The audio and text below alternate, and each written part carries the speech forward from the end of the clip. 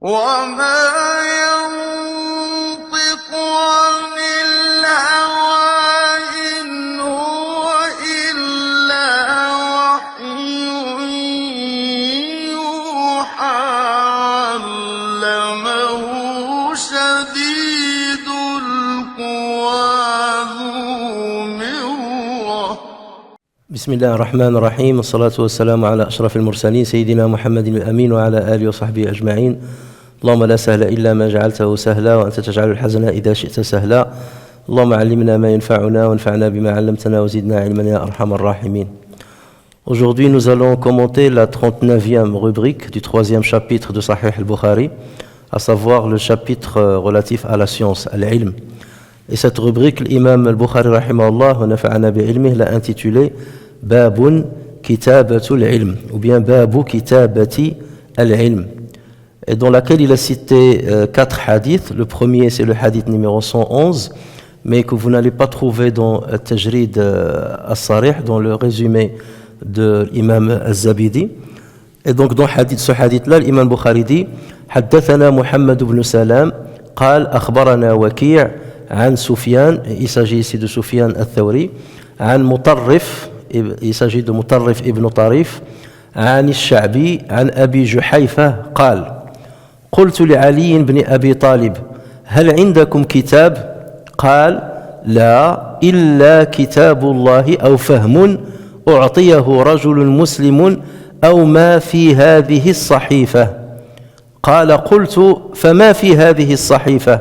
قال العقل وفكاك الأسير ولا يقتل مسلم بكافر.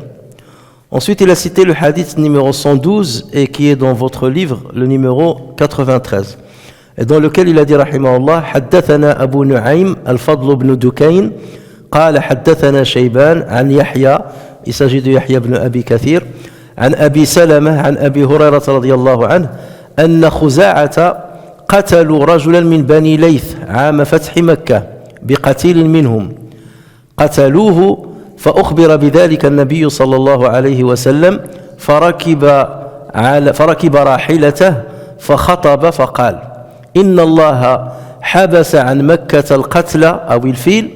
قال أبو عبد الله كذا قال أبو نعيم واجعلوه على الشك الفيل أو القتل وغيره يقول الفيل. وسلط عليهم رسول الله صلى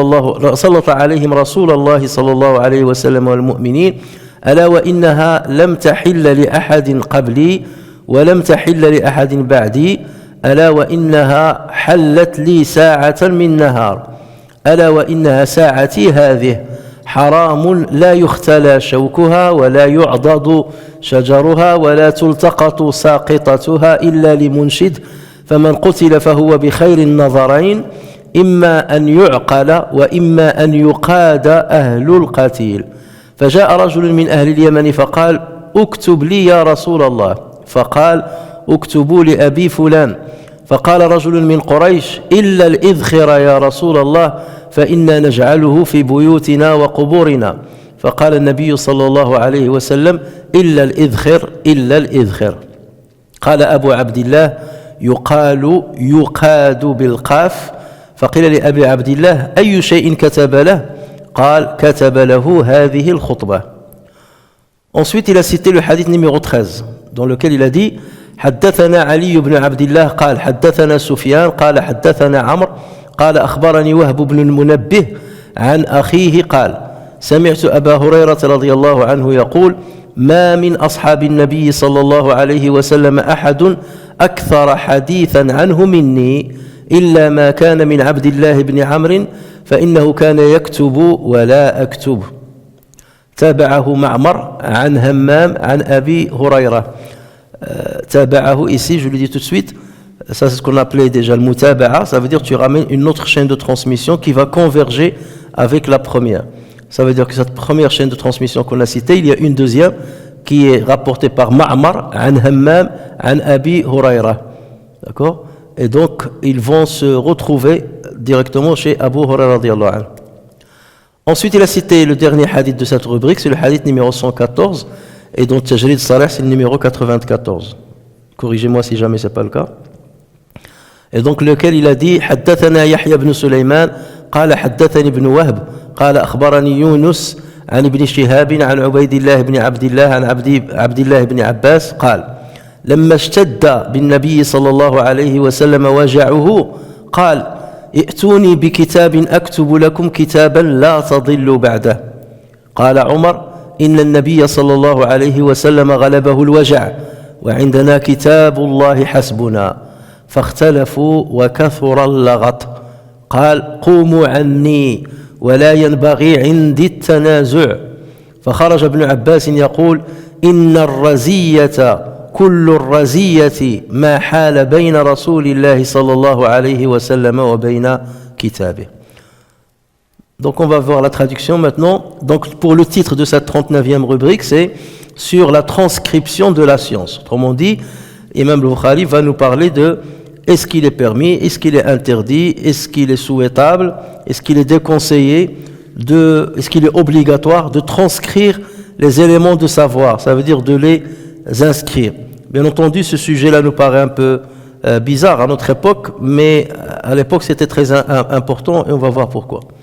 Et donc il va citer le hadith 111 dans lequel donc je vous épargne toute la chaîne de transmission, on l'a déjà vu en arabe, donc dans lequel Abu Juhayfa rapporte en disant: je dis une fois à Ali ibn Abi Talib, avez-vous quelque chose d'écrit? Non, répliqua-t-il, exception faite d'une compréhension donnée à tout homme et tirée du livre de Dieu ou le contenu de ce feuillet. Et que contient ce feuillet? Donc dit Abu Juhayfa, ce qui a trait au prix du sang, à la libération des prisonniers, et ceci. Ensuite il a cité, un musulman ne doit pas être tué pour un impie. Le 112e hadith, il a été rapporté par Abu Huraira radiyallahu anhu, qui dit, en l'an de la prise de la Mecque, c'est le jour de la conquête de la Mecque, les Khuza'a abattirent un homme des Bani Layth contre l'un d'eux abattu auparavant par ces derniers. Informé de ce qui s'est passé, le prophète sallallahu alayhi wa sallam se mit sur sa monture et fit ce discours. Alors que dit-il dans ce discours? Il a dit sallallahu alayhi wa sallam, Dieu a empêché dans la Mecque l'homicide ou l'éléphant. Il a empêché l'homicide, c'est-à-dire de commettre un homicide dans la Mecque, ou il a empêché que l'éléphant rentre à la Mecque. Et il s'agit ici de l'éléphant des Abyssiniens, de Abraha al-Ashram. Donc il y a un doute, d'accord? Le doute, il vient de qui? Il ne vient pas de l'imam al-Bukhari, il vient de cheikh de l'imam al-Bukhari, qui s'appelle Abu Nu'aym. On l'a vu dans la chaîne de transmission en arabe. Et c'est pour ça que ce que vous avez en noir, Abu Abdillah, c'est qui Abu Abdillah? C'est l'imam al-Bukhari. Ça, c'est son surnom. C'est Abu Abdillah, Muhammad ibn Ismaïl, ibn Ibrahim, ainsi de suite. Donc Abu Abdillah a dit, c'est ainsi qu'a dit Abu Nu'aym. Ça veut dire, c'est comme ça que mon cheikh Abu Nu'aym m'a dit. Il a douté. Est-ce que le prophète sallallahu alayhi wa sallam a dit Dieu a empêché l'homicide, ou est-ce qu'il a dit a empêché l'entrée de l'éléphant? Et ensuite il a dit à ses élèves, écrivez-le ainsi. Donc c'est Al-Bukhari qui dit écrivez-le ainsi, soit l'homicide soit l'éléphant, sachant que d'autres ont dit l'éléphant.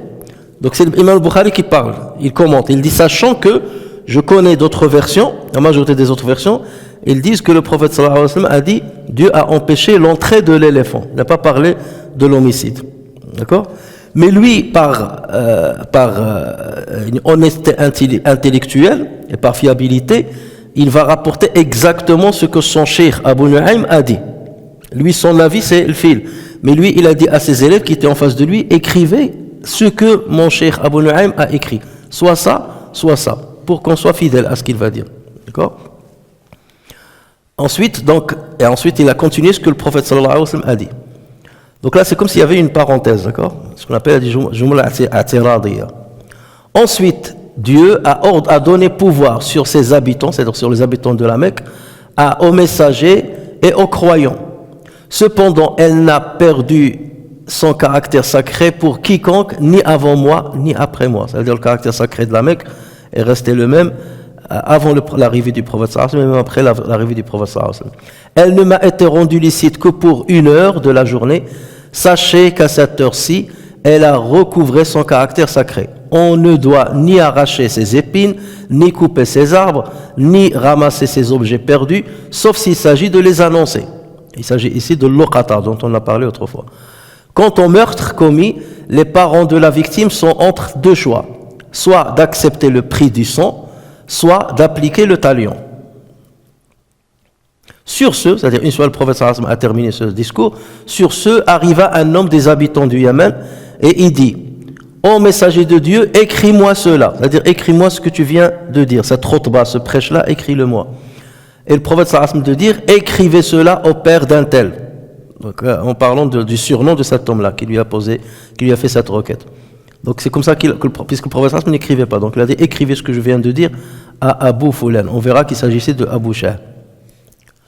Et un Qurayshite de demander: ô messager de Dieu, fais exception du jonc. On a déjà parlé du jonc, l'idkhir, le jonc odorant. Ça, c'est une plante qui se trouve énormément à la Mecque. Et il ne nous interdit pas de couper le jonc, on en a besoin. Fais exception du jonc, car nous l'utilisons beaucoup dans nos maisons et dans nos tombes. Et le prophète sallallahu alayhi wa sallam acquiesce ça en disant: exception faite du jonc, exception faite du jonc. Ça, on en a parlé, mais on reviendra là-dessus. Abu Abdillah dit, c'est qui Abu Abdillah? Encore une fois, Bukhari. Donc Abu Abdillah dit: on dit yuqadu avec un qaf. On demanda alors à Abu Abdillah, donc qui lui a demandé ça? Ce qui va venir, c'est ses élèves. On dit à Abu Abdillah: et qu'est-ce qu'il a écrit à l'homme? C'est-à-dire le prophète, qu'est-ce qu'il a demandé à ce qu'on écrive à l'homme? Il répondit ce discours, le discours qu'on a vu, que le prophète a dit. Ensuite, on termine avec le dernier hadith, numéro 113, et dans lequel le Bukhari a rapporté sur Wahb ibn Munabbih, qui a rapporté sur son frère, qui dit: j'ai entendu Abu Huraira radiyallahu anhu dire: aucun des compagnons du prophète sallallahu alayhi wa sallam n'a rapporté de hadith plus que moi, exception faite de Abdullah ibn Amr ibn al-As, car lui écrivait tandis que moi non. Ce même récit a été rapporté par Ma'mar sur Hammam, sur Abu Huraira, c'est ce que je vous ai dit tout à l'heure, c'est ce qu'on appelle donc le mutaba'a.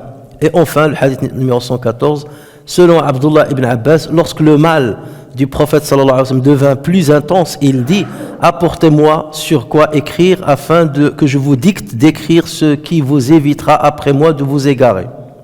Et Omar, donc Omar ibn Khattab radiyallahu anhu, d'intervenir: le mal domine le prophète sallallahu alayhi wa sallam. Nous avons le livre de Dieu, il nous suffit. Les présents divergèrent alors et les voix s'élevèrent bruyantes. Le prophète sallallahu alayhi wa sallam dit: levez-vous et laissez-moi. Il ne sied qu'on se dispute en ma présence. Et Ibn Abbas de continuer en sortant de l'assise où il a rapporté ce hadith-là: le malheur, tout le malheur résidait dans l'obstacle qui fut dressé entre le messager de Dieu et son écrit. Donc voici l'énoncé de cette rubrique. On commence maintenant le commentaire. Donc dans cette rubrique, l'imam al-Bukhari rahimahullah traite d'une question relative. C'est une question en fait sur laquelle à l'époque il y avait une divergence, mais aujourd'hui il y a unanimité dessus. C'est: est-ce qu'on a le droit de transcrire les hadiths du prophète sallallahu alayhi wa sallam comme on transcrivait le Coran? Et pourquoi il parle de ce sujet-là? Parce que comme vous le savez, le prophète sallallahu alayhi wa sallam à une époque, il leur a dit: ne transcrivez pas mes paroles, n'écrivez pas mes hadiths. Et celui qui a écrit quelque chose sur moi, qu'il l'efface. Ne transcrivez sur moi que le Coran. Donc si on était resté sur cet ordre du prophète sallallahu alayhi wa sallam, jamais le hadith du prophète sallallahu alayhi wa sallam ne serait compilé. Donc là, l'imam al-Bukhari est en train de nous montrer qu'il y a eu compilation du hadith. Sauf que l'imam al-Bukhari, il a une habitude. Lorsqu'il veut traiter d'un sujet sur lequel il y a eu divergence entre les savants, dans le titre de la rubrique, il ne donne pas son avis. Il ne dit pas l'obligation de transcrire la science, ou bien il est conseillé de transcrire la science, ou bien lui elle dit la transcription de la science. Il donne le titre d'une manière brute, voilà. Et c'est après les hadiths qu'il va ramener qui vont nous laisser deviner l'avis de l'imam al-Bukhari. Et c'est comme ça qu'il traite toujours les questions où il y a des divergences. Dans le titre, il n'écrit pas son avis. Il cite que la question et ensuite il ramène des hadiths et c'est à nous de découvrir vers quoi il penche, vers quel avis il penche. Et donc, de par les hadiths, les 4 hadiths qu'il a cités dans cette rubrique, donc on comprend que l'imam Bukhari, il était pour le fait de transcrire les hadiths du prophète sallallahu alayhi wa sallam. D'ailleurs, c'est ce qu'il a fait avec son sahih. Il a compilé les hadiths authentiques du prophète sallallahu alayhi wa sallam. Donc, c'est une recommandation. Pour lui, il est recommandé de transcrire les hadiths. Et d'une manière, si on te demande de transcrire les hadiths, c'est encore recommandé de transcrire n'importe quel savoir, quel élément de savoir. Les savants disent à propos de cela, al-ilmu saydun wal kitabatu qayduhu qayyid saydaka bil hibal al wathiqah famin al hamaqati an tasida ghazalatan wa tatrukaha fil barari taliqa. Ils disent les éléments du savoir. Al-ilmu saydun, c'est du butin, ou bien c'est de wal kitabatu qayduhu, et le fait de transcrire les éléments du savoir, c'est une manière de ligoter ce que tu as chassé. D'accord? Qayyid saydaka bil hibal al wathiqah, ligote ce que tu as chassé avec des cordes bien serrées. Famin al hamaqati, parce que c'est de la folie d'aller chasser du gibier et de le laisser libre dans les forêts, parce que forcément il va fuir. Et donc c'est pour cela que normalement ce qu'il convient, comme le feront une minorité parmi vous, c'est de transcrire ce que vous entendez et non pas seulement d'écouter, parce que la mémoire ne peut pas tout retenir. Donc à l'époque du prophète sallallahu alayhi wa sallam, il faut savoir que l'écriture était rare. Il y avait une difficulté déjà à avoir les supports sur lesquels on écrivait. C'était pas comme en Chine à l'époque, il y avait l'industrie du papier qui avait commencé et tout ça. Chez les Arabes, déjà l'écriture était très rare. Donc les Arabes, ils transmettaient les éléments du savoir par mémoire, donc d'une manière verbale. Et donc ça c'est la première chose. Donc ils se basaient uniquement souvent sur la mémorisation. Et d'autant on écrivait à l'époque du prophète sallallahu alayhi wa sallam le Coran, comme on l'a souvent dit, le prophète sallallahu alayhi wa sallam avait interdit au départ qu'on transcrive ces paroles. C'est ainsi qu'il a dit dans un hadith rapporté par Muslim, La taktubu anni shay'an siwa al-Qur'an, wa man kataba anni shay'an ghayra al-Qur'an falyamhuhu. N'écrivez rien venant de ma part si ce n'est le Coran. Que celui qui a écrit venant de ma part quelque chose d'autre que le Coran, qu'il l'efface. Ça, c'était l'injonction que le prophète sallallahu alayhi wa sallam a donnée au départ. Maintenant, dans le hadith 111, Abu Juhayfa, qui est un successeur, donc il a interrogé Ali ibn Abi Talib radiyallahu anhu, en lui disant, avez-vous quelque chose d'écrit? Et Ali de répliquer, non, excepté fait du Coran, là j'ai oublié de dire, excepté fait de ce livre, du livre de Dieu, le Coran, d'une compréhension donnée à tout homme et tirée du livre de Dieu, ou le contenu de ce feuillet. Autrement dit, on écrivait 3 choses, soit le Coran, soit la compréhension que Dieu a donnée à un musulman s'agissant du Coran, ça veut dire à quelqu'un qui a fait un commentaire concernant un verset coranique, et quelqu'un qui est lucide. Donc dans ce cas, ce qu'il a donné comme commentaire ou remarque, on l'écrivait, ou bien ce qu'il y a dans ce feuillet. Et on va voir qu'il va sortir un feuillet dans lequel il a transcrit certaines paroles du prophète sallallahu alayhi wa sallam. Il y avait, en fait, pour comprendre le contexte, c'est qu'il y avait, à l'époque de Ali ibn Abi Talib, certains Shia. Shia, ça veut dire les alliés ou les suiveurs d'un tel.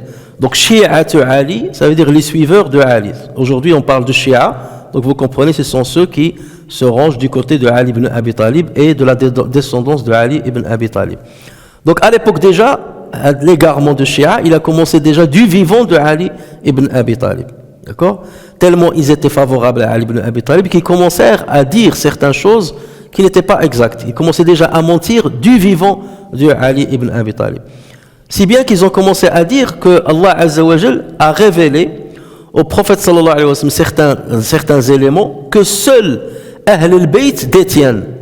Et parmi Ahl al-Bayt, c'est Ali ibn Abi Talib et Fatima radiyallahu anha.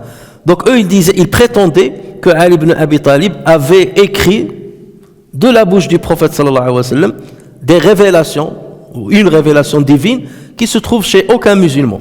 Et ils ont commencé à répandre cette rumeur. Donc, c'est ce qui explique que Abu Juhayfa est venu poser la question directement à Ali. Donc c'est pour ça, lorsqu'il lui a dit avez-vous quelque chose d'écrit? هل عندكم كتاب? Ils sous-entendaient quelque chose d'écrit à part le Coran. Et donc Ali a démenti, Ali il était au courant de ce que disaient certains chiites. Donc Ali radiallahu anhu, il a démenti ce qu'il disait. Donc c'est là où il lui a dit non. Donc on n'a rien d'exceptionnel si ce n'est le Coran ou bien certains commentaires que des musulmans ont fait concernant des versets coraniques. Donc parfois les commentaires nous plaisent et dans ce cas on les écrit. Ou bien ce qu'il y a dans ce feuillet qu'il allait lui montrer. Mais ce qu'on rapporte sur moi n'est pas vrai. Donc je n'ai pas d'autres éléments particuliers. Parce que les chiites, même aujourd'hui, il y a certains groupes de chiites qui disent qu'il y a le Coran de Fatima, c'est un Coran à part. C'est pas le Coran qu'ont les musulmans. Les plus égarés des chiites, ils le disent. Donc déjà à l'époque, vous voyez déjà de l'époque de Ali ibn Abi Talib, il forgeait des mensonges que Ali ibn Abi Talib lui-même démentissait de son vivant. Alors cette précision figure donc dans une autre version de ce hadith-là, rapportée également par l'imam Bukhari dans le chapitre de l'Jihad. Et donc c'est pour ça que je dis toujours, il faut rassembler toutes les versions pour mieux comprendre le hadith. Et dans cette deuxième version, rapportée aussi par le Bukhari, donc Abu Juhayfa a dit هل عندكم شيء من الوحي إلا ما في كتاب الله. Avez-vous quelque chose d'écrit à propos de la révélation divine, à part ce qu'il y a dans le livre de Dieu? Donc ça corrobore ce que je viens de vous dire. Donc c'est pour ça qu'il faut rassembler toutes les versions pour mieux comprendre. Donc il ne parlait pas ici du Coran, il parlait d'autre chose que le Coran. Et dans une autre version, rapportée par Nasa'i, Abu Daoud et d'autres, il y a en fait deux personnes qui sont venues voir Ali ibn Abi Talib pour lui poser la même question. Il s'agit de Qais ibn Abbad et de Al-Ashtar al-Nakha'i. Et cette version-là, de ce hadith-là, elle est encore plus détaillée comme on va le voir.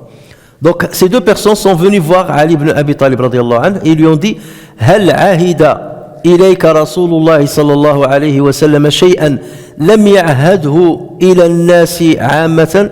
Est-ce que le prophète sallallahu alayhi wa sallam t'a donné des conseils spécifiques à toi qu'il n'a pas donné aux autres gens?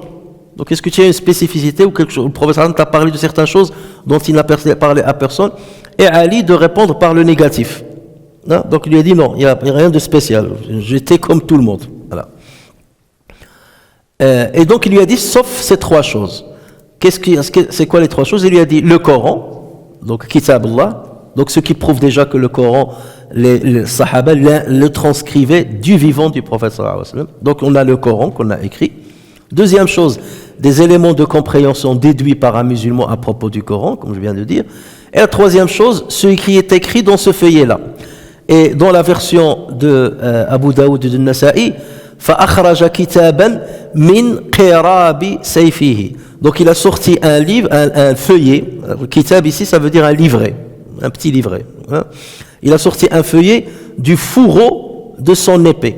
Donc il y avait un fourreau dans l'épée, et dans le fourreau, il cachait un feuillet. Donc il a sorti, à ces deux personnes qui lui ont posé la question, il a sorti ce feuillet-là pour leur montrer ce qu'il y a dans ce feuillet. Et c'est ça qui nous intéresse. Parce que l'imam Bukhari, en rapportant ce hadith, il nous montre qu'il y a des compagnons qui transcrivaient par écrit les paroles du prophète sallallahu alayhi wa sallam. Comme ce fut le cas de Ali ibn Abi Talib qui a écrit des paroles du prophète sallallahu alayhi wa sallam dans ce feuillet. Alors donc il lui a dit, dans ce feuillet, qu'est-ce qu'il y a? Qu'est-ce qui est inscrit dans ces feuillets-là? Il lui a dit, il y a l'aql, wa fakaku al-asir, et wa la yuqtalu muslimun bikafir. Il y a trois choses. Al-aql. L'aql, ça veut dire quoi? En général, lorsqu'on parle de l'aql, la raison. D'accord? Ou l'aql, ça vient de l'iqal. Ou l'iqal, ça veut dire ce par quoi on ligote, la corde avec laquelle on ligote. L'iqal. Et parce qu'on ligote quelque chose pour la préserver, la raison, on l'appelle aussi l'aql. Parce que quelque part, il protège des éléments logiques. Donc lorsqu'on parle de l'aql, c'est la raison. Mais ici, l'aql, ça ne veut pas dire la raison. L'aql ici veut dire le prix du sang. Ce qu'on appelle en arabe aussi ad-diya. C'est connu sous le nom de diya ou bien al-aql. Et pourquoi on l'appelle l'aql? Parce que déjà, à l'époque des Arabes, avant même l'arrivée du prophète sallallahu alayhi wa sallam, lorsque quelqu'un tuait quelqu'un, que se passait-il? Il y avait la vengeance et ainsi de suite, et la famille du tueur, ils viennent pour payer le prix du sang de la victime. Et donc en général, il ramenait des chameaux. Alors il s'est arrivé jusqu'à une centaine de chameaux. Il ramenait les chameaux, il les ramenait à la famille de la victime et il les ligotait dans l'esplanade de la maison de la famille de la victime. Et c'est ce ligotement, parce qu'ils le ligotent, ils disent, nous vous avons ramené l'aql. On l'a ligoté, donc c'est pour ça qu'on l'a appelé l'aql. D'accord? Donc ça fait référence au prix du sang. Et la famille de l'assassin, on l'appelle aqilatul qatil. Aqilatu, c'est celle qui a ligoté de l'assassin. Aqilatu al-qatil. Et ce qu'ils vont donner, le prix du sang, on l'appelle al-aql. Donc c'est à cela que fera référence Imam Ali radiyallahu anhu. Et ceci va être détaillé dans un autre chapitre de l'Imam Bukhari qui va parler justement de ad-diya, du prix du sang. Dans la version de Nasa'i, on a un peu plus de détails. Donc Ali ibn Abi Talib il a dit voilà ce qui est écrit dans ce feuillet-là. Il a donné plus de détails. Les croyants sont égaux. Al-mu'minuna takafa'u dima'uhum wa yas'a bi dhimmatihim adnahum wa hum yadun 'ala man siwahum la yuqtalu mu'minun bi kafir wa la dhu 'ahdin fi 'ahdihi wa man ahdatha hadathan fa 'ala nafsihi wa man ahdatha hadathan أو آوى محدثا فعليه لعنة الله والملائكة والناس أجمعين. Donc les croyants sont égaux en termes de sang et ils sont un contre leurs ennemis. La protection donnée même par le plus petit d'entre eux doit être honorée, mais aucun croyant ne doit être tué en représailles pour un impie. Il en est de même pour une personne qui a une alliance et ce pendant la période de l'alliance. Quiconque commet une infraction sera le seul à être sanctionné. Quiconque commet une infraction ou donne refuge à un délinquant, que soit sur lui la malédiction d'Allah, des anges et de tous les hommes. Donc là, vous voyez, dans cette version-là, on a encore plus de détails sur ce qui était écrit dans le feuillet ou bien le livret qu'avait Ali ibn Abi Talib. Et ces paroles-là, il les a tenues du prophète sallallahu alayhi wa sallam et il les a transcrits par écrit. Donc là, encore une preuve que le hadith était écrit par le prophète sallallahu alayhi wa sallam. Donc on comprend que l'interdiction qu'avait donné le prophète sallallahu alayhi wa sallam de ne pas y transcrire sa parole a été abrogée. Puisque tout au début, les gens risquaient de mélanger entre la parole de Dieu et la parole du prophète sallallahu alayhi wa sallam. Donc voilà pourquoi le prophète sallallahu alayhi wa sallam leur a dit n'écrivez rien venant de ma part si ce n'est le Coran. Et celui qui a fait quelque chose, qu'il l'efface. Parce qu'ils n'avaient pas beaucoup d'outils d'écriture, ils n'avaient pas beaucoup de supports d'écriture. Donc parfois ils prenaient l'omoplate d'un chameau, parfois ils prenaient du bois ou quelque chose, et ils écrivaient dessus.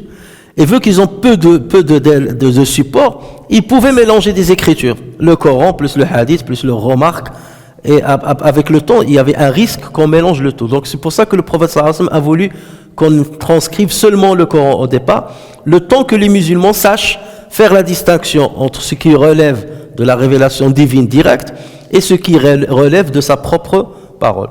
Une fois les musulmans savaient faire la distinction, le prophète sallallahu alayhi wa sallam a autorisé aux musulmans d'écrire, comme on va le voir dans ce chapitre-là, dans cette rubrique-là. C'est ça le but de cette rubrique.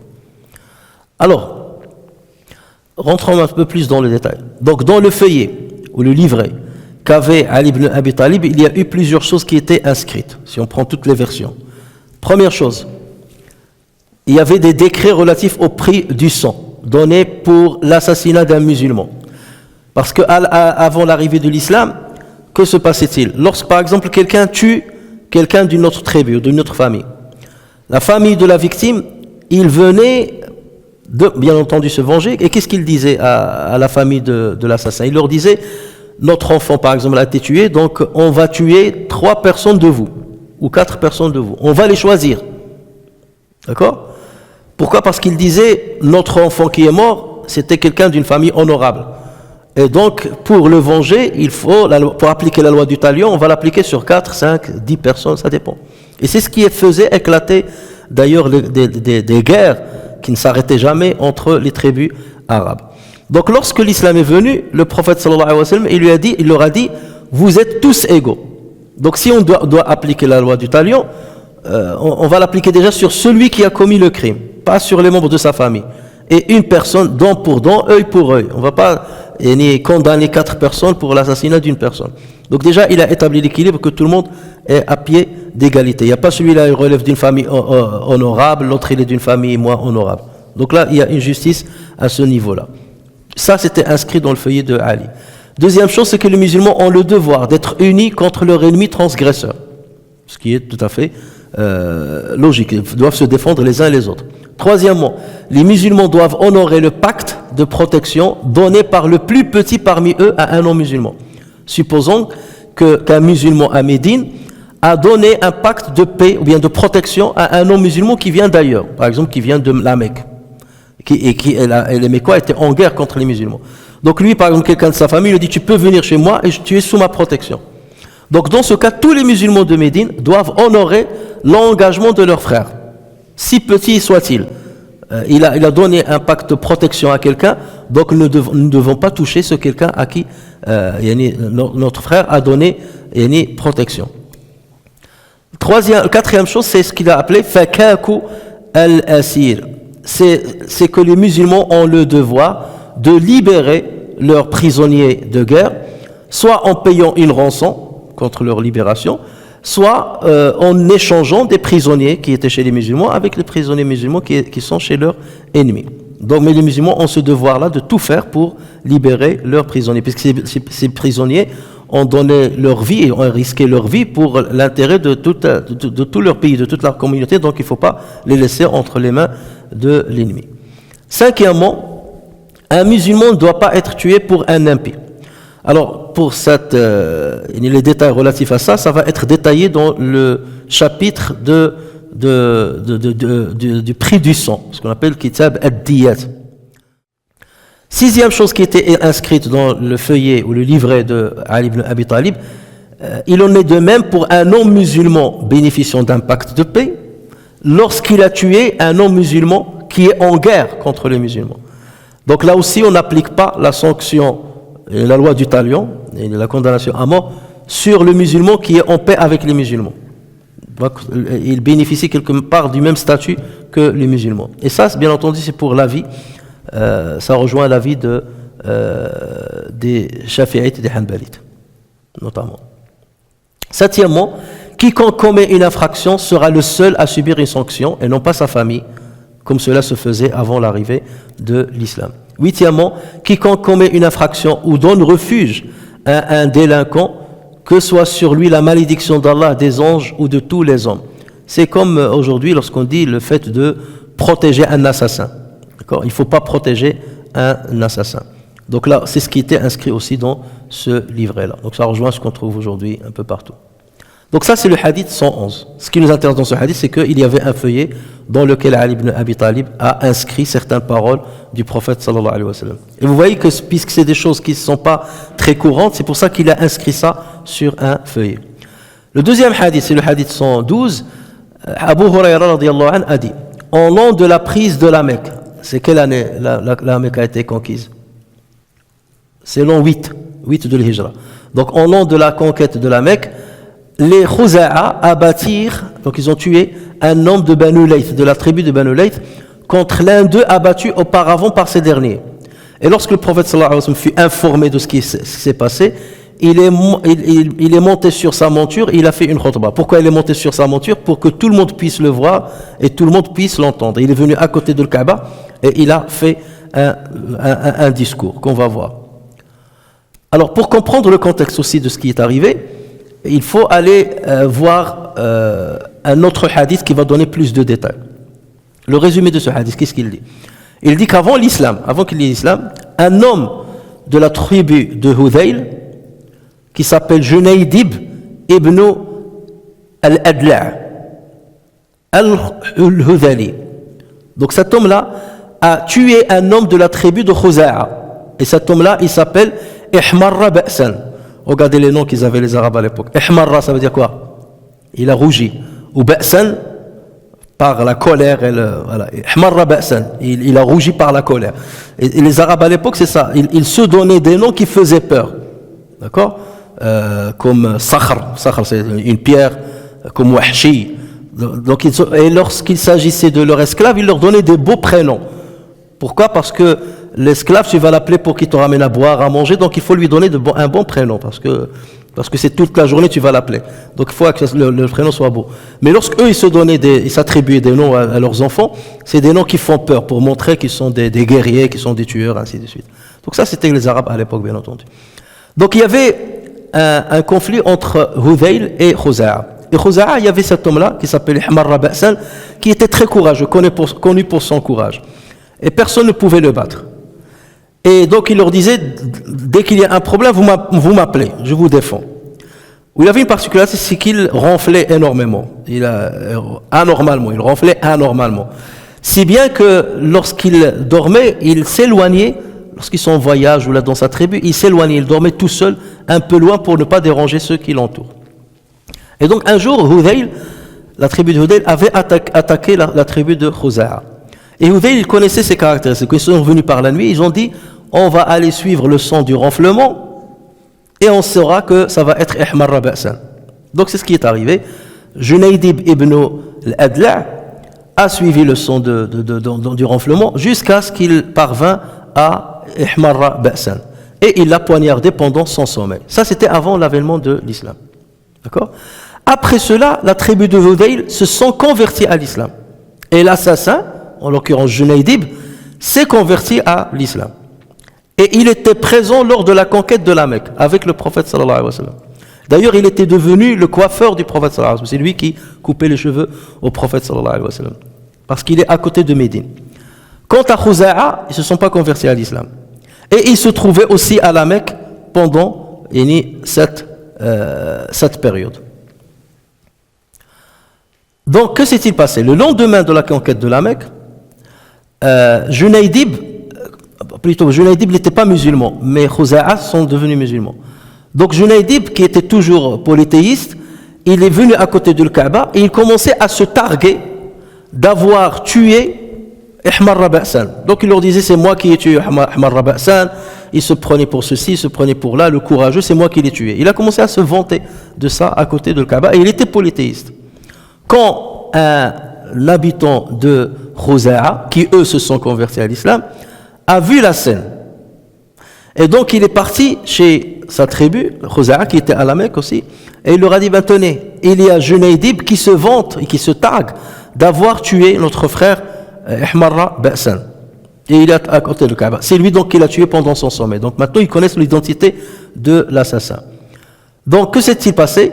Il y avait un homme de la tribu de Khuza'a qui s'appelle Khirash ibn Umayya al-Ka'bi. Lorsqu'il a entendu ça, et lui il était musulman. Il a pris son épée, il est allé vers le Kaaba, il y avait beaucoup de monde autour de le Kaaba, autour justement de Junaydib. Il a commencé à pousser les uns et les autres jusqu'à ce qu'il parvint devant Junaydib. Et il l'a poignardé, il l'a tué. Donc vous imaginez la scène. C'est lorsque l'information est parvenue au prophète sallallahu alayhi wa sallam, c'est dans ce contexte-là qu'il est sorti, qu'il est monté sur sa monture et qu'il a fait le discours que l'imam Bukhari a rapporté. Donc dans ce discours, il va leur montrer la sacralité de la Mecque, qu'on n'a pas le droit de verser le sang à la Mecque. Et il va parler justement du prix du sang. Et ça rejoint le hadith qu'on a vu juste avant. D'accord ? C'est pour ça que l'imam Bukhari a ramené ce hadith-là. C'est pour montrer le contexte dans lequel Ali ibn Abi Talib avait écrit les phrases qu'on a vues auparavant dans son feuillet. D'accord ? Donc il y a toujours une logique dans la succession des hadiths chez l'imam al-Bukhari, rahimahullah. Donc le prophète sallallahu alayhi wa sallam, qu'est-ce qu'il a dit dans ce discours? Il a dit certaines choses qu'on a déjà vues la dernière fois. Donc il a dit, Dieu a empêché dans la Mecque l'homicide ou l'éléphant. C'est là où l'imam Bukhari leur a dit, en tout cas Abu Nu'aym, mon cheikh, il a dit l'homicide ou bien il a dit l'éléphant. Inscrivez ce que j'ai entendu, mais normalement le prophète sallallahu alayhi wa sallam a dit, il a interdit, il a empêché l'éléphant de Abraha d'entrer à la Mecque. C'est la conviction de l'imam al-Bukhari. Mais lui, par acquis de conscience, il a dit, écrivez exactement ce que j'ai entendu de mon cher.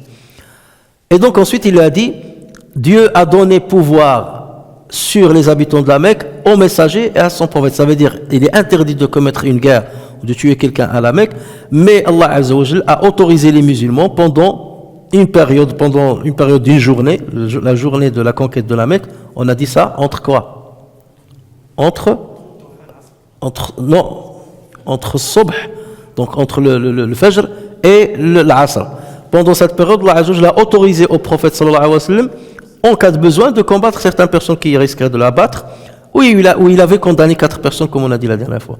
Mais une fois l'Asr est arrivé, l'interdiction est revenue jusqu'à toujours. D'accord ?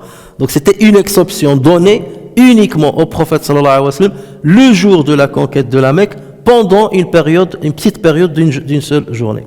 On a déjà parlé de ça. Donc c'est dans ce contexte-là que le prophète sallallahu alayhi wa sallam a dit ce qu'on est en train d'entendre. Alors, le prophète sallallahu alayhi wa sallam donc, a rappelé le caractère sacré de la Mecque et l'interdiction d'y commettre un homicide. Ensuite, il a dit, cependant, elle n'a perdu son caractère sacré pour quiconque, ni avant moi, ni après moi, donc elle reste toujours sacrée. Elle ne m'a été rendue licite que pour 1 heure de la journée, c'est ce que je viens de dire. Sachez qu'à cette heure-ci, elle a recouvré son caractère sacré. On ne doit ni arracher de ses épines, on a parlé déjà de ça, on ne doit pas arracher les épines des arbres, ni couper les arbres de la Mecque, ni ramasser les objets perdus, ce qu'on appelle al-luqata, sauf pour, bien entendu, les annoncer à leur propriétaire. Et si jamais on ne trouve pas de propriétaire, on ne les prend pas. Contrairement à si on est dans une autre terre, à part la Mecque. Un an après, si on ne trouve pas le propriétaire d'un objet trouvé, dans ce cas, il devient le nôtre. Mais à la Mecque, jamais l'objet trouvé ne devient le tien. Et tu n'as pas le droit de le prendre. Tu trouves un téléphone, un sac ou quelque chose comme ça, tu le donnes aux objets trouvés, mais tu n'as pas le droit de le prendre pour toi, même 20 ans après, même si tu ne trouves pas le propriétaire 20 ans après. Ça, c'est une exception de la Mecque. Dans le monde entier, c'est une exception pour la Mecque, comme on a déjà expliqué ça.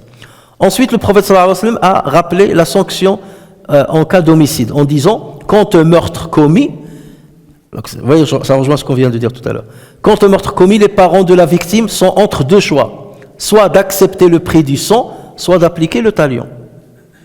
Donc, le prix du sang ou bien le talion.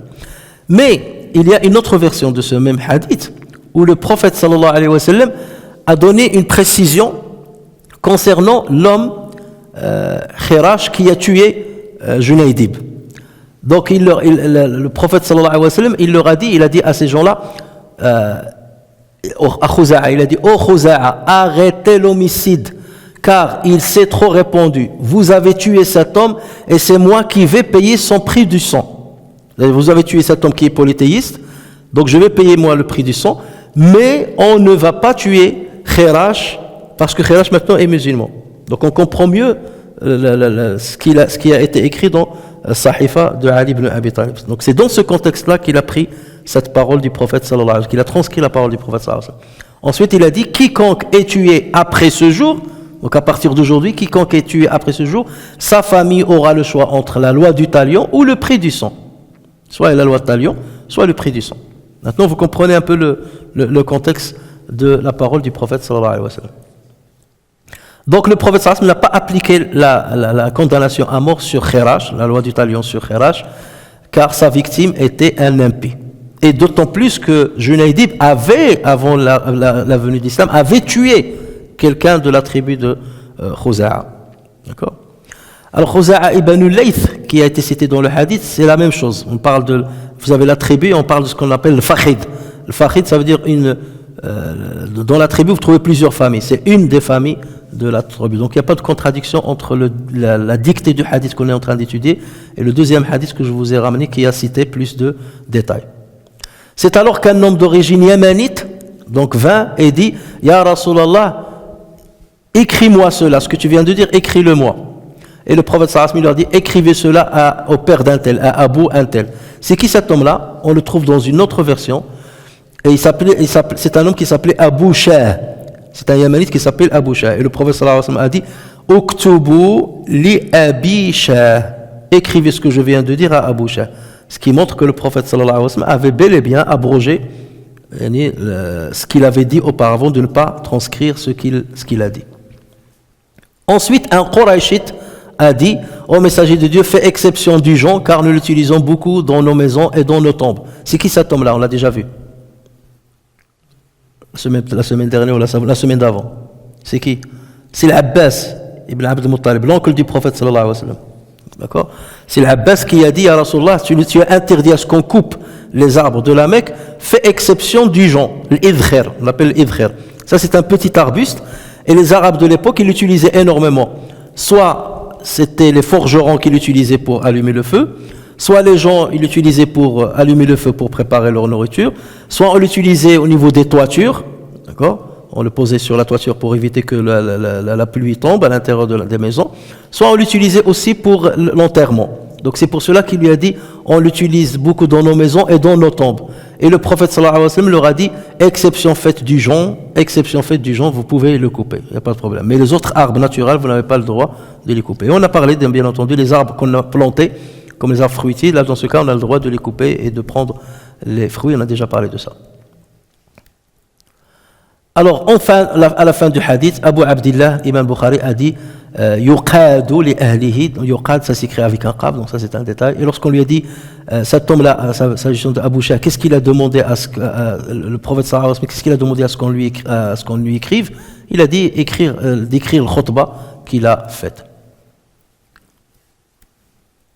Maintenant, on passe au troisième hadith, c'est le hadith 113. Donc, Wahb ibn Munabbih raconte sur son frère ceci.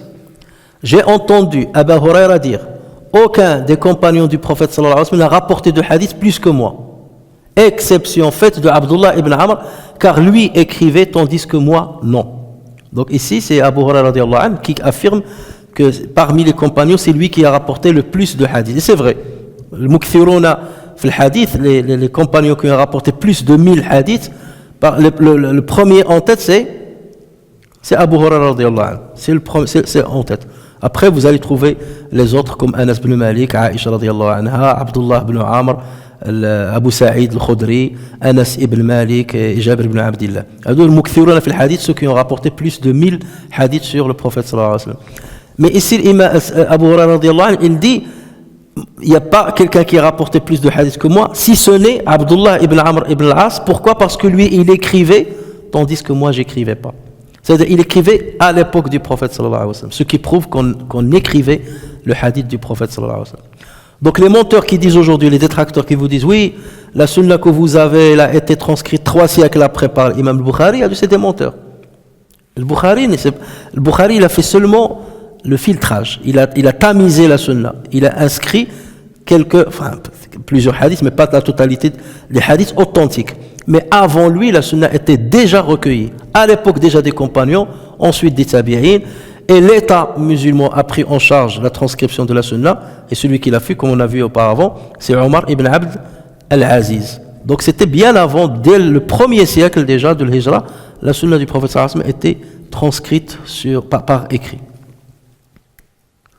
Alors Ahmed rapporte sur Abdullah ibn Amr ibn al-As qu'il a dit: j'écrivais tout ce que j'entendais du messager sallallahu alayhi wa sallam, de ce que je voulais mémoriser. Et Quraysh m'a alors déconseillé de le faire, en disant: tu écris tout ce que tu entends du messager alors qu'il parle en état de satisfaction et en état de colère. Il y a certains qui ont dit: Abdullah ibn Amr n'écrit pas tout ce que tu entends du prophète, parce que le prophète parfois il parle en étant à l'aise, dans ce cas oui. Mais parfois il parle, peut-être qu'il est en colère et qu'il va dire des choses qu'il n'aimerait pas dire. Et donc il a dit: je me suis alors abstenu d'écrire. Et un jour j'en ai parlé au prophète sallallahu alayhi wa sallam. Je lui ai dit: ben voilà, j'écrivais, les gens m'ont dit que c'est pas bien que j'écrive sur toi parce que tu parles parfois en colère, parfois tu es apaisé. Et donc je me suis abstenu. Et le prophète sallallahu alayhi wa sallam de lui dire: Uktub, donc le prophète sallallahu alayhi wa sallam, donc il a pris son doigt, il a montré sa bouche et lui a dit: écris, parce que de cette bouche-là ne sort que la vérité. C'est-à-dire, indépendamment de mon état d'émotion, tout ce que je dis, c'est que de la vérité. Tu peux écrire. Et là, c'est un ordre d'écrire. Donc là, on a la preuve formelle que le prophète a abrogé l'interdiction qu'il a dite au départ. Abdullah ibn Amr ibn al-As avait compilé en fait plusieurs hadiths du prophète sallallahu alayhi wa sallam, et il les a compilés dans un livret qu'il a intitulé lui-même As-Sahifatu As-Sadiqa, le livret véridique. Et il aimait énormément ce livret-là, et il le protégeait dans un coffret. Il avait un coffret en bois dans lequel il a mis ces feuillets-là, dans lequel il a transcrit les hadiths qu'il entendait directement du prophète sallallahu alayhi wa sallam. Si bien que l'imam Mujahid ibn Jabr, c'est un grand élève de l'imam de Sayyidina Abdullah ibn Abbas. Et Mujahid, c'est parmi les grands commentateurs du Coran. Donc Mujahid ibn Jabr, il dit, qui était lui-même élève de Abdullah ibn Amr ibn al-As. Il a dit: je suis venu un jour, c'est Abdullah ibn Amr ibn al-As, et j'ai trouvé le livret, Sahifa, en dessous de sa couche. Il avait un petit matelas, et en dessous il a vu Sahifa. Donc Mujahid, il est allé pour la saisir, pour la prendre. Et Abdullah ibn Amr ibn al-As lui a dit: non, arrête, ne la prends pas. Il lui a interdit de la prendre. Et donc, il m'a dit, il s'agit de la véridique. Il lui a dit, comment tu m'interdis quelque chose alors que tu m'as jamais rien interdit? Il lui a dit, il s'agit de la véridique. Il n'aimait que personne ne la touche. Il s'agit de la véridique. C'est ce que j'ai entendu du messager d'Allah tête à tête. Dans ce livret-là, il y a des hadiths que j'ai entendus directement du prophète sallallahu alayhi wa sallam. Il n'y avait pas d'intermédiaire entre lui et moi. Donc c'est pas quelqu'un qui me les a rapportés. Donc c'est un rapport direct. Donc là, vous voyez encore une fois que cette sahifa était très importante. Ibn al-Athir, rahimahullah, il dit que dans sahifa As-Sadiqa de Abdullah ibn As, il y avait pas moins de 1000 hadiths qui étaient transcrits du vivant du prophète sallallahu alayhi wa sallam. 1000 hadiths transcrits. D'autres ils disent non, il y avait moins. Pourquoi? Ils disent que si on va dans le Musnad de l'imam Ahmed, rappelez-vous lorsque je vous ai dit le Musnad, ça veut dire quoi le Musnad?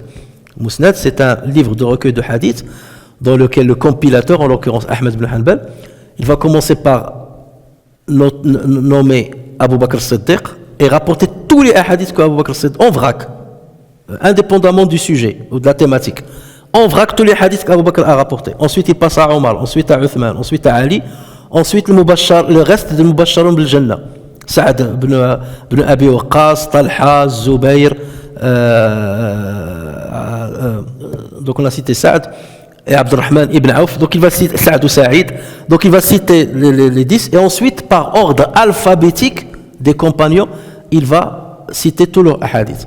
Donc lorsqu'on va dans le Musnad de l'imam Ahmed, lorsqu'il a cité Abdullah ibn Amr ibn al-As, il a mentionné 632 hadiths. D'accord? Et les savants, ils disent ces 632 hadiths, ce sont les hadiths qui étaient inscrits dans la sahifa de sahifa Sadiqa de Abdullah ibn Amr ibn al-As. Et cette sahifa, Abdullah ibn Amr ibn al-As, il a laissé à son enfant, qu'il a laissé à son petit enfant, et c'est son petit enfant qui a transmis cette sahifa Sadiqa. Mais on ne sait pas où est-ce qu'elle est. En revanche, il y a beaucoup de ses élèves et des élèves de ses élèves qui l'ont transcrit chez eux, et elle est arrivée complète à Ahmed ibn Hanbal. C'est pour cela qu'il l'a transcrit dans son Musnad. Donc, celle d'origine, le document d'origine, on ne sait pas où est-ce qu'il est. Peut-être qu'un jour on le trouvera. En général, on va le trouver soit dans les bibliothèques d'Allemagne, soit dans les bibliothèques... parce que lorsqu'il y avait la guerre et tout ça, les Allemands, ils ont pris beaucoup de documents chez les Ottomans. Soit on va le trouver en Angleterre, comme par exemple maintenant la copie la plus ancienne du Coran, elle est à Birmingham, dans la bibliothèque de Birmingham. Et voilà. Soit c'est des gens qui ont des feuillets, parfois ils oublient, ils savent même pas de quel feuillet il s'agit. On découvre parfois des livres qu'on a cru être disparus, et de temps en temps on découvre certains livres qu'on authentifie bien entendu. C'est comme le manuscrit de l'imam al-Bukhari, l'original, on ne sait pas où est-ce qu'il est. Mais on a seulement les manuscrits de ses élèves et les élèves de ses élèves. Comme les élèves de l'imam al-Farabri, rahimahullah. Maintenant, le dernier hadith de cette rubrique, c'est le hadith 114. Donc dans ce hadith, Ibn Abbas, radiyallahu anhuma, rapporte, lorsque le mal du prophète, sallallahu alayhi wa sallam, devint plus intense, il dit, apportez-moi sur quoi écrire afin que je vous dicte d'écrire ce qui vous évitera après moi de vous égarer. Et Omar ibn Khattab radiyallahu anhu d'intervenir et de dire, le mal domine le prophète sallallahu alayhi wa sallam. Nous avons le livre de Dieu et il nous suffit. C'est-à-dire il n'y a pas besoin de ramener au prophète sallallahu alayhi wa sallam un support sur lequel il demande d'écrire quelque chose. On a le Coran, ça nous suffit. On va expliquer ce hadith-là. Et les personnes qui étaient présentes, donc les Sahaba, divergèrent et les voix s'élevèrent bruyantes. Et le prophète sallallahu alayhi wa sallam leur a dit, levez-vous et laissez-moi. Il ne sied qu'on se dispute en ma présence. D'accord? Alors, quelles sont les circonstances de ce hadith? Le prophète sallallahu alayhi wa sallam, comme vous le savez, est décédé le 12 de Rabi' al-Awwal. Et c'était quel jour? C'était un lundi. Donc, le contexte de ce hadith-là, c'était le jeudi qui précédait le lundi. Ça veut dire 4 jours avant la mort du prophète sallallahu alayhi wa sallam. Le prophète sallallahu alayhi wa sallam était pris par un mal fulgurant. C'était la maladie de sa mort. Donc, il est entré dans une maladie et il avait un mal fulgurant, au point que et il souffrait, et lorsque Aïcha s'est exclamée devant lui, il lui a dit tu souffres, il lui a dit je souffre 2 fois plus qu'un homme normal. Et la souffrance du prophète sallallahu alayhi wa sallam était supérieure, son agonie était beaucoup plus forte que l'agonie de n'importe quel homme normal. Allah Azza wa Jal a voulu que ça se passe ainsi. Les hikmah, il y a une sagesse derrière ça. C'est que si jamais on voit quelqu'un qui est en train d'agonir et qu'il a mal, personne n'oserait dire ah c'est un égaré ou là Dieu est en train de dévoiler sa réalité, regardez comment il souffre avant sa mort. Non, parce que le prophète sallallahu alayhi wa sallam, la meilleure personne au monde et dans l'histoire, a souffert. Donc dans ce cas, tu peux accuser personne. Si tu vois quelqu'un mourir avec souffrance, tu ne peux pas dire que c'est quelqu'un d'égaré ou non, pas du tout. Donc et le prophète sallallahu alayhi wa sallam, bien entendu, ça élève son degré, ce genre de mal. Donc c'est arrivé donc le jeudi. Donc le prophète sallallahu alayhi wa sallam était chez Aïcha, parce qu'à la fin de sa vie, il a demandé à ses autres épouses, est-ce que vous pouvez me laisser chez Aïcha, parce qu'il ne pouvait pas aller chaque fois honorer son devoir d'aller chaque jour chez une de ses épouses.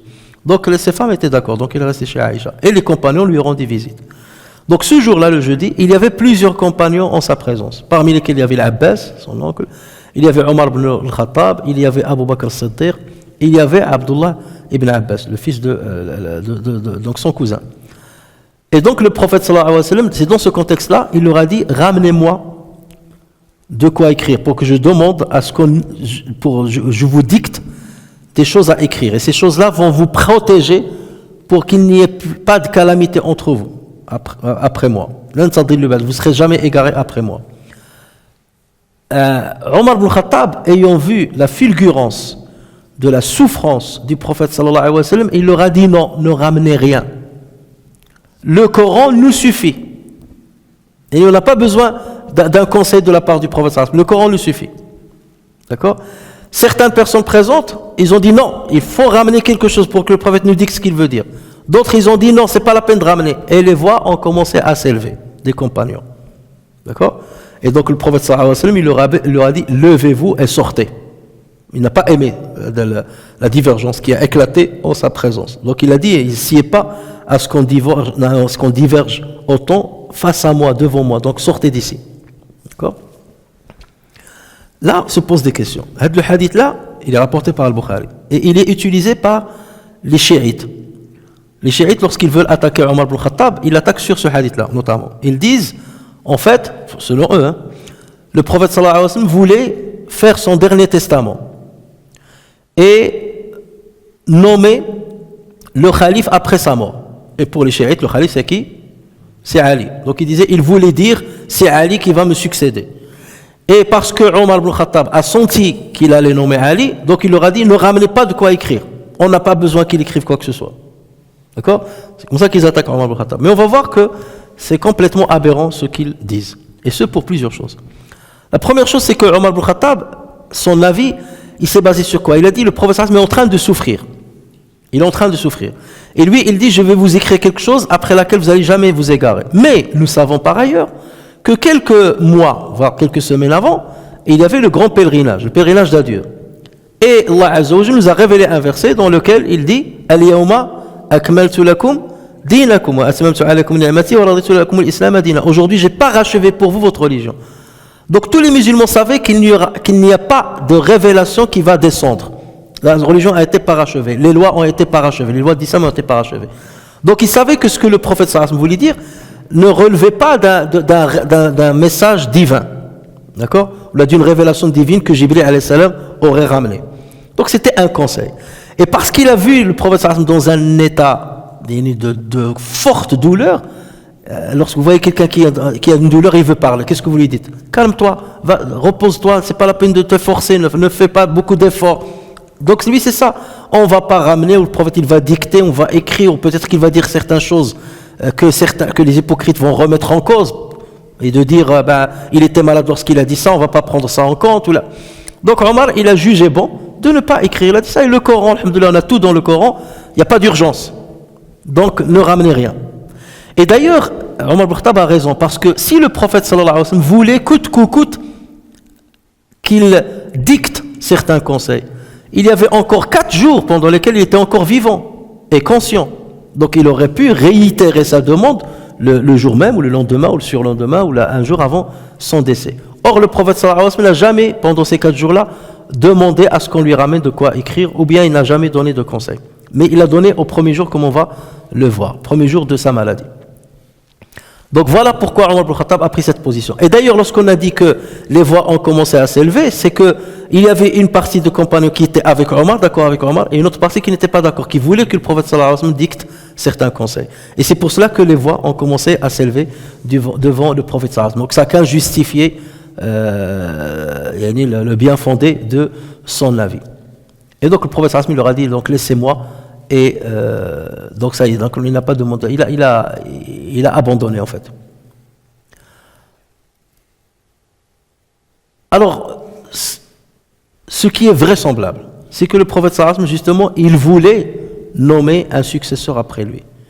Mais il ne voulait pas nommer Ali ibn Abi Talib, il voulait nommer Abu Bakr as-Siddiq.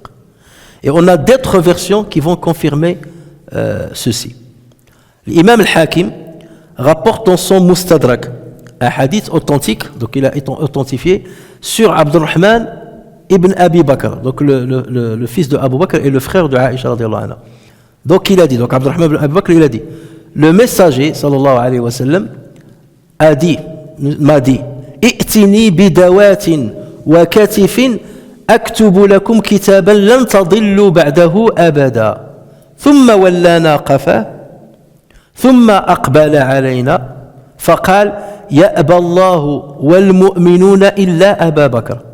Donc il dit, le messager sallallahu alayhi wa sallam m'a dit, ramène-moi un encrier et une épaule afin que je vous écrive un livre après lequel vous ne vous égarez jamais. Donc exactement ce qu'il a dit le jeudi. D'accord? Ensuite, il a tourné le dos, donc parce qu'il souffrait, donc il a tourné le dos. Ensuite, il s'est tourné vers nous. Donc ça s'est apaisé, la douleur s'est apaisée, il s'est tourné vers nous. Donc c'est Abdurrahman qui parle. Et ensuite il a dit, Allah refuse et les croyants refusent quelqu'un d'autre que Abu Bakr. Et ça veut dire quoi? Qu'il y ait quelqu'un d'autre comme successeur que Abu Bakr. Donc vous voyez, il n'a pas écrit, mais il a dit cette parole et Abdurrahman ibn Abi Bakr l'a rapporté. Et ceci est confirmé par Aïcha radiyallahu anha dans un autre hadith authentifié par l'imam Muslim, et donc dans lequel Aïcha radiyallahu anha a dit, le prophète sallallahu alayhi wa sallam m'a dit, donc c'était au début de sa maladie, appelle-moi ton père et ton frère, Abdurrahman, appelle-moi ton père Abu Bakr et ton frère Abdurrahman, afin que j'écrive quelque chose, car je crains que quelqu'un espère et qu'un autre dise autre chose. C'est-à-dire que quelqu'un espère être le calife et qu'un autre propose un autre calife. Et ensuite il a dit, Allah refuse et les croyants refusent quelqu'un d'autre que Abu Bakr. Donc vous avez deux témoignages, le témoignage de Abdurrahman et le témoignage de Aïcha radiyallahu anha. Et dans un autre hadith aussi authentifié par Muslim sur Ibn Abi Mulaika, donc il a dit, on a demandé à Aïcha, donc nous sommes allés voir Aïcha radiyallahu anha et on lui a demandé, qui aurait choisi le prophète sallallahu alayhi wa sallam après lui? S'il devait nommer quelqu'un après lui, qui aurait-il choisi? Et Aïcha de répondre, Abu Bakr. On lui dit, ensuite qui après Abu Bakr? Elle dit Omar. Ensuite qui après Omar? Elle dit Abu Ubaida ibn al-Jarrah. Ensuite elle n'a pas dit mot. Il s'est arrêté à ça. Donc elle a dit, voilà mon avis. Si le prophète sallallahu alayhi wa sallam devait nommer quelqu'un, il aurait nommé Abu Bakr. Et après Abu Bakr, Omar. Et après Omar, Abu Ubaida ibn al-Jarrah. Et le hadith est authentifié par Muslim.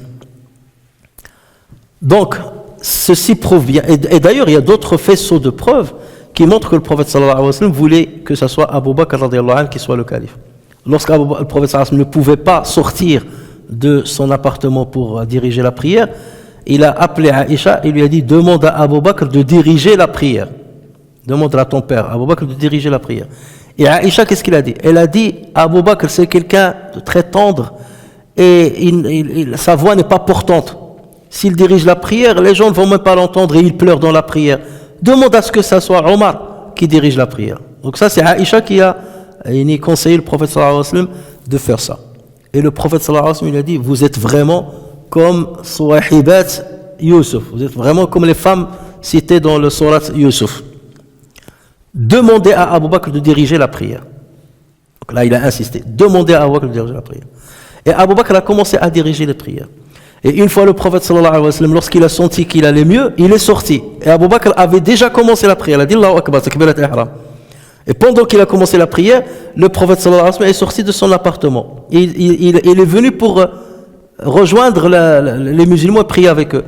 Lorsque certains musulmans l'ont vu venir, ils ont commencé à dire Subhanallah à Abu Bakr. Subhanallah, Subhanallah, il y a quelque chose. Ça veut dire le prophète est venu, donc Abu Bakr, tu dois reculer en arrière. Abu Bakr, il avait déjà commencé. Et Abu Bakr, donc, il a senti qu'il y a quelque chose, il s'est tourné, il a vu le prophète, il a reculé. Et le prophète sallallahu alayhi wa sallam lui a dit reste. Donc il lui a fait le geste, reste de diriger la prière. Et une autre fois, le prophète sallallahu alayhi wa sallam, donc c'est lui qui, donc il dirigeait la prière assis, et Abu Bakr était à ses côtés, et les gens suivaient Abu Bakr. Parce que si l'imam est assis, tous les musulmans qui sont derrière lui doivent être assis. Donc le prophète sallallahu alayhi wa sallam priait assis, et il a mis Abu Bakr à ses côtés pour qu'il prie debout, et les gens suivent, donc Abu Bakr suivait la prière du prophète, et les gens suivaient la prière de Abu Bakr, pour qu'il prie debout, pour que le reste prie debout comme Abu Bakr. Donc voyez, tout ce faisceau-là montre que le prophète sallallahu alayhi wa sallam voulait nommer Abu Bakr as-Siddiq. Et bien entendu, les Sahaba le savent, et Omar ibn Khattab le savent. Et Ali ibn Abi Talib, il a fini par donner allégeance à Abu Bakr as-Siddiq. Et lorsqu'ils étaient dans Saqifat Banu Sa'ida, et que les Ansar ont voulu nommer quelqu'un parmi eux, Omar ibn Khattab, il leur a dit, vous n'avez pas le droit, il faut que ce soit quelqu'un de Quraysh, de Muhajirin et tout ça. Et Abu Bakr aussi, il a parlé, il a dit, je propose Omar ibn Khattab. Et Omar ibn Khattab, il dit, impossible. Il n'y a que toi qui dois être le calife du prophète sallallahu alayhi wa sallam, et je te prête mon allégeance. Et c'est comme ça que l'allégeance a été donnée à Abu Bakr as-Siddiq. Donc, ce qu'avancent les chiites à ce propos-là contre Omar ibn Khattab est complètement aberrant. Omar ibn Khattab, donc lui, il a fait un ijtihad, il a peut-être eu raison, il a peut-être eu tort, mais ayant vu le prophète sallallahu alayhi wa sallam dans un état lamentable de douleur, donc il n'a pas voulu qu'il soit fatigué, donc il a dit c'est pas la peine de ramener, il n'y a pas d'urgence, on a le Coran déjà qui nous a tout expliqué, donc c'est pas la peine d'écrire les volontés du prophète sallallahu alayhi wa sallam. À la fin du hadith, donc qui a rapporté le hadith? C'est Ubaydullah ibn Abdillah sur Ibn Abbas. Donc Ubaydullah, qu'est-ce qu'il dit? Et Ibn Abbas de continuer en sortant, ça veut dire lorsqu'il nous a rapporté ce hadith à nous, c'est des successeurs. Ubaydullah ibn Abdullah, c'est un successeur. Donc il a dit, Ubaydullah ibn Abdullah ibn Mas'ud, c'est le fils de Abdullah ibn Mas'ud. Il a dit en sortant, Abdullah ibn Abbas, il a dit le malheur, al-Raziya, le malheur, tout le malheur résidait dans l'obstacle qui fut dressé entre le messager de Dieu et son écrit. Ça veut dire les compagnons auraient dû laisser le prophète sallallahu alayhi wa sallam dicter ses dernières volontés. C'est ce qui a provoqué, c'est-à-dire parce qu'ils n'ont pas laissé ça, au moins ça aura été noir sur blanc, écrit noir sur blanc. Parce qu'il n'y avait pas ça, c'est ça qui a provoqué la fitna plus tard, notamment entre Ali ibn Abi Talib et Muawiyah ibn Abi Sufyan. Alors que si on avait laissé le prophète sallallahu alayhi wa sallam dicter ses dernières volontés, peut-être qu'il nous aurait, parce qu'il leur a dit je vais vous dicter quelque chose, lan tadillu ba'da abada. Vous n'allez jamais vous égarer après. Donc ça veut dire il aurait voulu donner le nom de tous ses successeurs l'un derrière l'autre. Et si on l'avait laissé faire, donc il n'y aurait pas eu de problème. Dieu a voulu autre chose, que ça se passe autrement et que ça soit une épreuve pour les compagnons. Et voilà pourquoi le prophète sallallahu alayhi wa sallam n'a pas dicté ses dernières volontés. Et c'est pour ça que les chiites, ils appellent ce hadith-là, le jour de Khamis, ils l'appellent Khamisul Raziya. Le jeudi, Raziya, ça veut dire de drame. Donc c'est le jeudi du drame. Parce que pour eux, on n'a pas laissé le prophète sallallahu alayhi wa sallam nommer Ali ibn Abi Talib, mais comme je vous ai dit, ceci n'est pas du tout vrai. Donc, comme vous le voyez dans cette rubrique, l'imam al-Bukhari a ramené 4 hadiths qui prouvent que la sunna du prophète sallallahu alayhi wa sallam était rédigée du vivant du prophète sallallahu alayhi wa sallam. Et il y avait des feuillets qui étaient rédigés. Voilà, il a donné l'exemple du feuillet de Ali ibn Abi Talib. Il a cité le feuillet de Abdullah ibn Amr ibn al-As, Sahifa al-Sadiqa. Il a fait allusion à l'écrit que le prophète sallallahu alayhi wa sallam a ordonné de faire à Abu Shah. Ça veut dire Abu Shah a dû avoir un écrit du prophète sallallahu alayhi wa sallam. D'accord? Et il a parlé de la volonté du prophète sallallahu alayhi wa sallam d'écrire quelque chose jusqu'à la fin de sa vie. Donc jusqu'à la fin de sa vie, il n'avait pas interdit à ce qu'on écrive sur lui. Et d'ailleurs, on a d'autres hadiths authentiques aussi qui rapportent qu'il y avait d'autres compagnons qui avaient leur propre feuillet. C'est le cas de Abu Musa al-Ash'ari, il avait son propre feuillet dans lequel il transcrivait les hadiths du prophète sallallahu alayhi wa sallam. Ali ibn Abi Talib, on l'a cité. C'est le cas aussi de Jabir ibn Abdillah, lui aussi il avait un feuillet à lui. Et c'est le cas aussi de Anas ibn Malik. Et c'est pour cela qu'ils ont rapporté beaucoup de hadiths. Mais rappelez-vous, la semaine dernière, on a parlé de leur crainte de trop rapporter de hadiths par peur de se tromper et de tomber sous la menace dont le prophète sallallahu alayhi wa sallam a parlé, au cas où on rapporte quelque chose de mensonger sur lui. Mais ceci prouve que les hadiths ont été rédigés du vivant du prophète sallallahu alayhi wa sallam. Et l'imam Bukhari, qui est venu beaucoup plus au 3e siècle de l'Hégire, lui, il n'a fait que recopier ce qui était déjà écrit. Imam Malik, par exemple, dans le Muwatta, c'était au début du 2e siècle, le Muwatta, l'imam Malik, il y avait plus de 500 hadiths. 550, quelque chose comme ça, hadiths. Authentiques, tous authentifiés. Au point qu'à l'époque, on disait, il n'y a pas sous le ciel un livre aussi authentique après le Coran que Muwatta l'imam Malik. Donc avant l'avènement de Al-Bukhari, le Muwatta était le livre le plus authentique des hadiths. Et il y avait d'autres recueils dans lesquels on rassemblait les hadiths en vrac. Donc au départ, il fallait ramasser en vrac. D'accord ? Et comme certains ont menti sur le prophète sallallahu alayhi wa sallam, ont forgé des hadiths, c'est là où l'imam al-Bukhari rahimahullah a pris l'engagement de, sous proposition d'un cheikh à lui, qui s'appelle Rahawayh rahimahullah, de compiler que les hadiths authentiques. Et donc, c'est pour ça qu'il a compilé entre 4000 et 5000 hadiths authentiques dans son sahih. Avec ceux qui se répètent et tout, on va trouver 9000 hadiths, mais en faisant les tris et en enlevant ceux qui étaient répétés, on arrive à 4000 et quelques hadiths. Et ça, pour terminer, il faut savoir que la sunna du prophète sallallahu alayhi wa sallam, la compilation de la sunna du prophète sallallahu alayhi wa sallam a été passée par plusieurs étapes. L'étape des sahaba, qui est transcrivée normal, l'étape des tabi'in, qui transcrivait ce que les sahaba ont dit, et donc ça c'était des livrets que chacun avait, propriété privée. Ensuite, l'étape de l'époque de Omar ibn Abd al-Aziz, qui est mort en l'an 101 de l'Hégire, donc déjà au premier siècle, a ordonné, notamment aux grands imams de Médine, qu'on a cité déjà la dernière fois, comme Ibn Shihab, de compiler la sunna du prophète sallallahu alayhi wa sallam. Donc, avant la fin du premier siècle, la sunna a été compilée officiellement.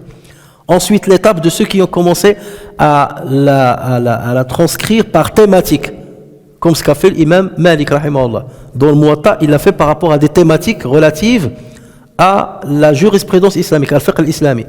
Al-tahara, al-wudu, al-salat, ainsi de suite, al-zakat, al-siyam, ainsi de suite.